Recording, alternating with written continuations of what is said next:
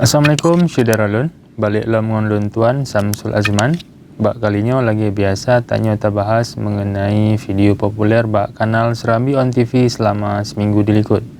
Saudara lun, video populernya nan ke video-video yang le ditonton baiknya yang nan di YouTube, di Facebook, di Instagram atau di TikTok Serambi Indonesia Group. Jadi untuk minggunya nale video yang tak ulas lagi biasa yang pun mengenai pantauan udara banjir di kawasan Aceh Utara yang rendam 12 kecamatan. Video kedua, Bribda Aldi Selitonga, anggota Polres Aceh Selatan masuk Islam di Masjid Agung Tapak Tuan. Video kedua, banjir Aceh Utara 1 meninggal dan leplos kurang lebih 796 jiwa mengungsi.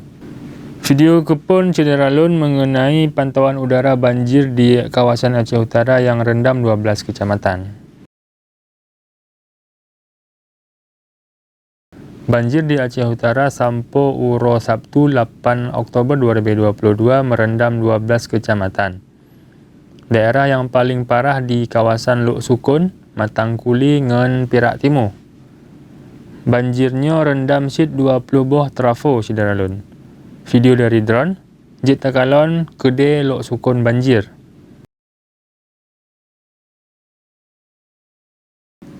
Nyan video yang kepun cedera lun video drone mengenai kondisi Aceh Utara digenangi banjir. Bisa takalon dari Aceh ngon video drone.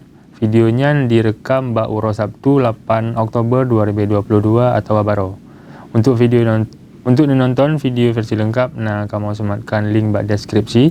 Drone bisa klik link di sini untuk menonton versi lengkap.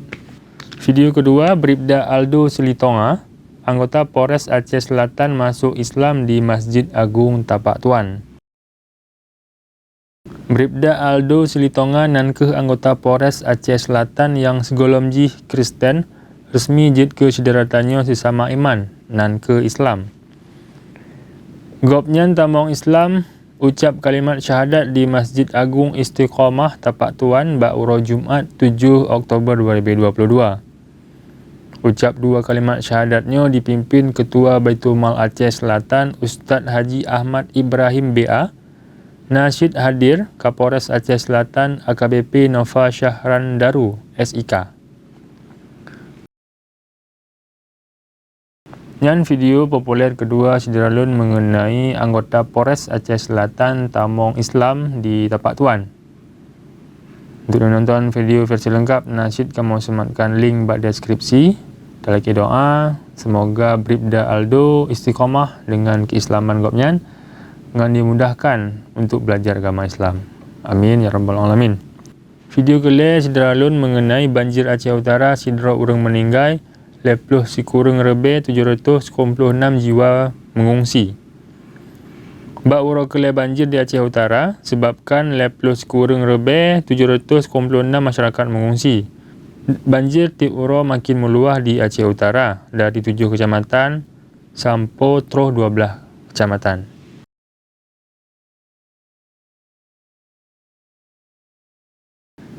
Sama syit lagi video yang kepun cedera lun, video kelainya berkaitan syit mengenai banjir di Aceh Utara. Talaki doa semoga banjir di Aceh Utara segera selesai ngan bisa masyarakat beraktivitas sebagaimana semestinya segala banjir.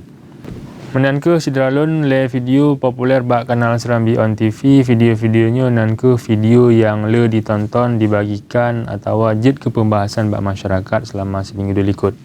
Bagi saudara lun yang kalau belum subscribe YouTube Serambi On TV, drone bisa langsung subscribe di YouTube, di Facebook, di Instagram, di TikTok.